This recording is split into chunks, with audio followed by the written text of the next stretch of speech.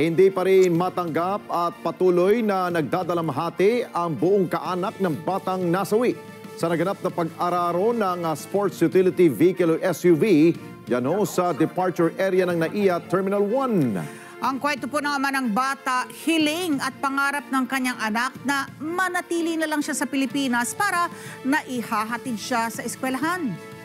Habang ang ina naman ng batang biktima, ngayon pa lamang po nalaman ang sinapit ng kanilang anak matapos na sumailalim ito sa operasyon dahil sa matinding pinsalang natamo dahil po sa insidente. Kunin natin ang live report mula sa lalawigan ng Batangas, si Mean Corvera. Mean, kumusta na ang pamilya? Alex, patuloy nga yung pagdating ng mga nakikiramay sa pamilya Masongsong dito sa Lipa, Batangas. Ang panawagan nila, hustisya para sa pagkamatay ng 4 na taong gulang na bata. Ang bilin niya po sa akin, huwag na po ako umalis. Dito na daw po ako magtrabaho. Tapos, hatid daw po niya ako sa school. Yun po kasi pangarap niya mahatid sa school. Yan sana ang kahilingan ng 4 na taong gulang na si Malia Kates Masongsong sa kanyang tatay bago sila naghiwalay sa departure area ng Terminal 1 nitong linggo. Kwento ni Don Mark, mahigpit pa silang nagyakap ng kanyang anak bago siya pumasok ng paliparan, pero pagkatapos lang ng 15 minuto, nangyari ang trahedya.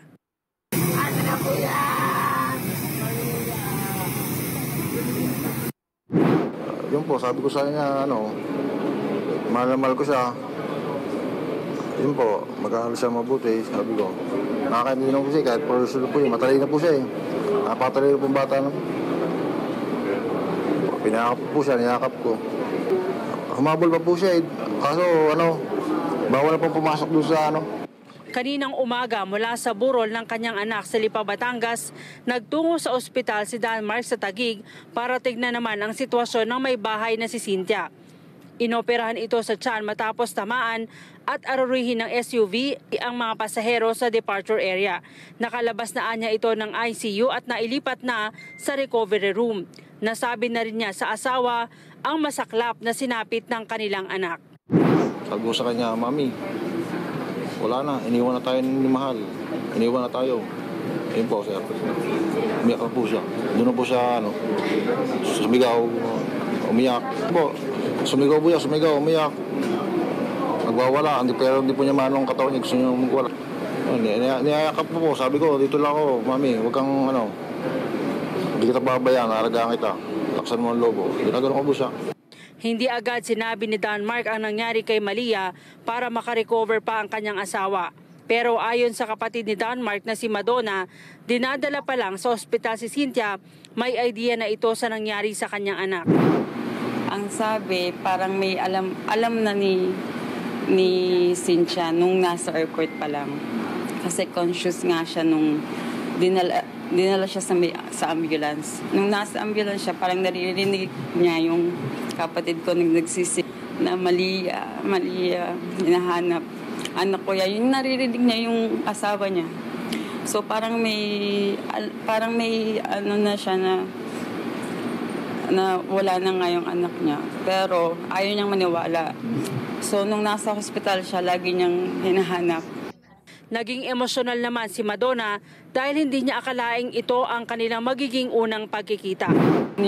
Kasi kaka-video call kami ni ate. Ako yung tita mong maganda. Tapos, hindi ko siya na-meet. Kasi may balak kami ni ate ng June na may family reunion. Tapos uuwi kami ng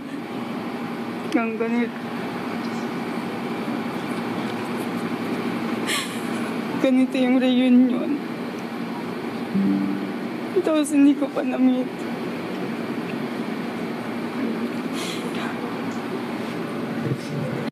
Bukod sa mag-ina, nasugatan rin pero nasa ligtas na kondisyon na ang kanilang ina na 62 anyos at pamangkin na 8 taong gulang. Napakasaklap po ng pangyayari, talagang hindi ko matanggap. Kaya po sana mabigyan agad ng hustisya yung pangyayari. Ayon kay Transportation Secretary Vince Dizon, nagsimula na ang investigasyon sa procurement at pagkakabit ng mga safety bollards sa paliparan na ginawa noong 2019 sa ilalim ni dating DOTR Secretary Arthur Togade. Pero sa inisyal na pagsisiyasat, lumilitaw na mababaw ang pagkakabaon ng mga metal bollard kaya madali itong natanggal ng tamaan ng SUV. Sinusuri na ngayon ang lahat ng terminal at mga paliparan kung nakasunod ba sa international standards sa paglalagay ng metal bollard. Sa ngayon, babaguhin na rin ang traffic scheme sa lahat ng terminal para hindi na maulit ang insidente. Sa halip na nakatutok sa departure area, gagawin ng paralel ang mga sasakyan gaya ng ipinapatupad sa Terminal 3. Pagtiyak ng kalihim, may mananagot sa nangyaring trahedya. Alex, sa ngayon hindi pa makapagdesisyon ang pamilya ni Danmar kung kailan ililibing yung kanilang anak dahil hinihintay pa na makalabas ng ospital at makapagpagaling ng gusto yung kanyang asawa. Alex. Okay, Mayan, kanina maraming salamat at nabigyan tayo ng pagkakataon na makausap si Danmar. Pero hindi ko siya natanong, pero nabanggit ba siya dyan sa inyong press briefing kanina na dahil magtatrabaho pala sana siya, no, babalik siya sa Czech Republic, doon ipagpatuloy yung kanyang trabaho, babalik ba siya after this incident? Sa ngayon, Alex, hindi niya muna yan ikinukonsidera dahil mabigat pa raw sa pakiramdam niya at hindi niya makakayang lumayo. Lalo na sa kanyang asawa na ngayon ay may sakit din dahil nga doon sa nangyaring trahedya sa kanila. Pag-uusapan daw yan pagkatapos na mailibing yung kanilang anak. Okay, doon sa investigasyon, doon sa tsuper nitong SUV na yan, may nabanggit ba si Secretary Vince Dizon kung ano ang punot dulo ba? Dahil marami nagsasabi, maaring dahil nakatsinelas yung tsuper, maaring doon nagkaroon ng problema, at hindi ba isinasantabi yung usapin sa dating mga SUV rin, yung sudden unintended acceleration, na yun ang dahilan?